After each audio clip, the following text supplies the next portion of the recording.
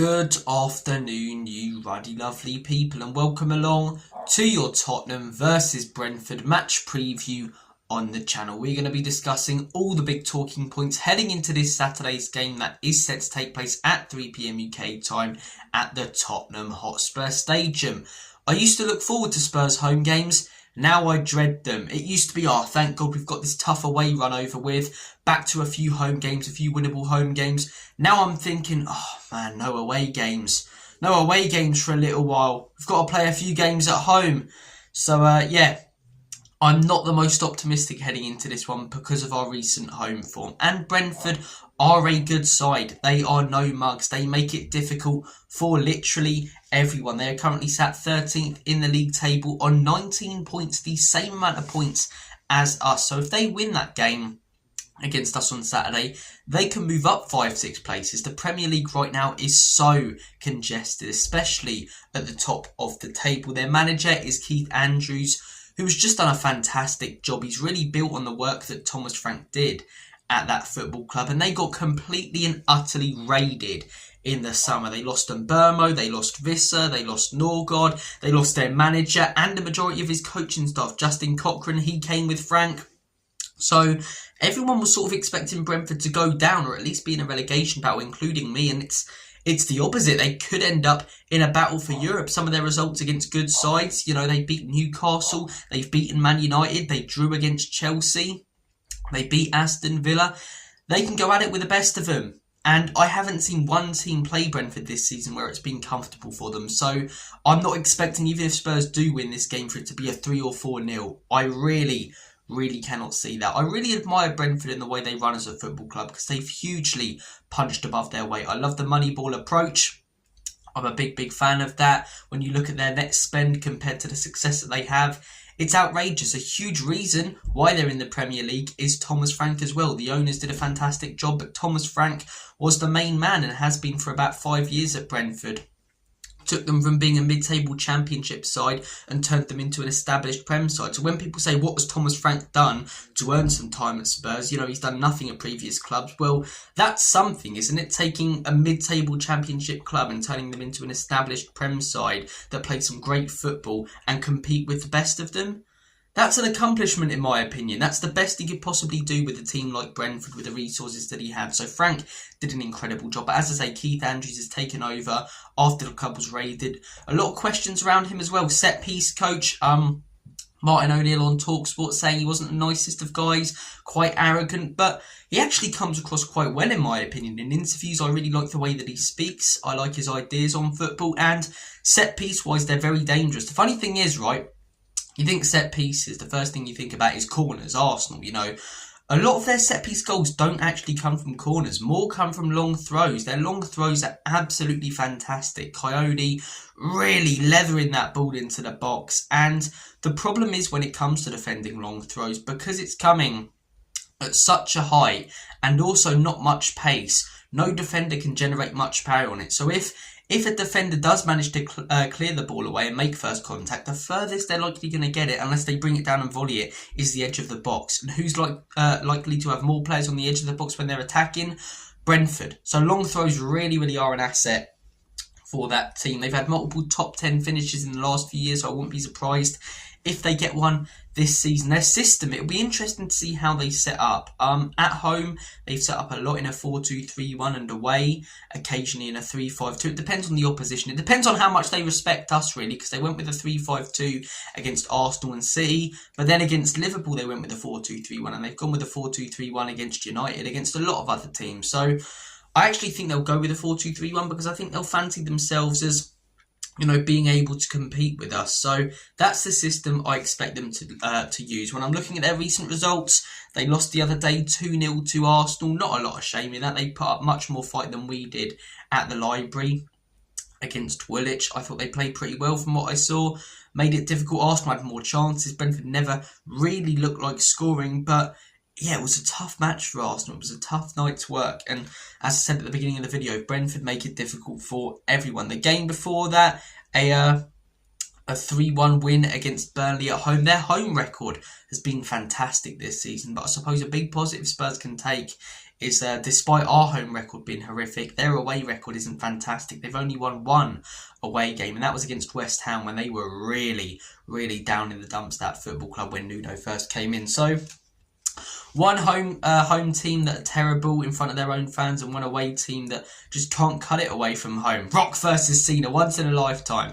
One of them's got to change, but it'll be interesting to see which one. The game before, away from home, 2-1 loss against Brighton. As I say, they make it difficult for teams away from home, but they struggle to get results. Maybe that changes this weekend. Fulham weren't getting anything away. Dr. Tottenham saw them. So, look, we'll see what happens this Saturday. But yeah, 2-1 win there for Brighton.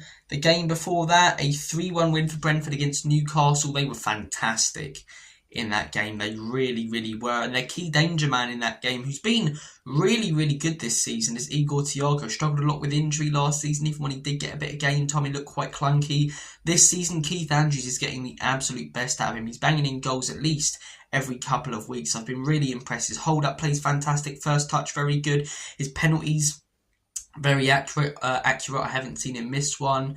He's good in the air, and I think he's a very, very clinical finisher. He's not the kind of striker you'd expect to, use his pace to, make clever runs in behind the defence, or, have great feet and dribble past a few players. But you give him a chance in front of goal, 9 times out of 10, that geezer's going to bury it. They've got Damsgaard as well, who year on year has been getting better and better and closer to his form from Euro 2021.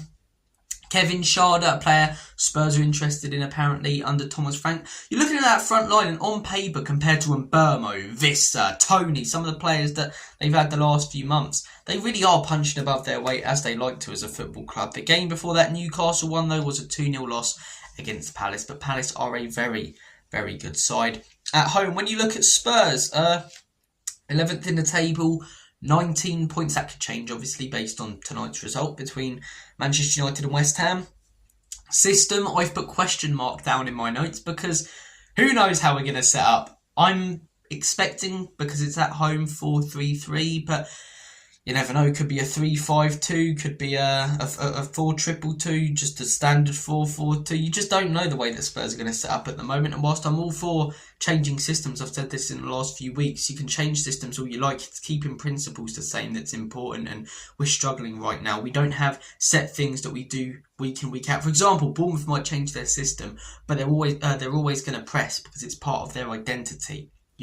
Newcastle might change their system, but they're always going to be physical, because it's part of their identity. One week we'll press, the next we won't. One week we'll try and play out, the next we'll go long. We need certain things that we do week in, week out, so that we can drill that into the players, and so that the players really understand what we're aiming for and what the end goal is when it comes to the way that we want to play football. So it's principles that we're lacking right now, not a system. But yeah, who knows how we'll set up. Our last 5, 2-2 draw against Newcastle.